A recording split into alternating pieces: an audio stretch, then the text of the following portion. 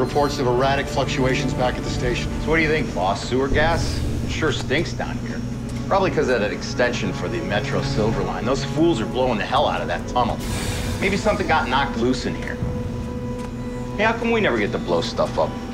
You think I'm gonna let you anywhere near some explosives? Forget it. Speaking of explosives, remember that story from a few years ago? Guy sitting on his toilet, boom, whole apartment blew up. Sewer gas is no joke. Damn, it's hot down here. How's it possible it's hotter down here than out on the street? Murph, do you ever stop complaining? Well, that can't be right. You think it's sewer gas?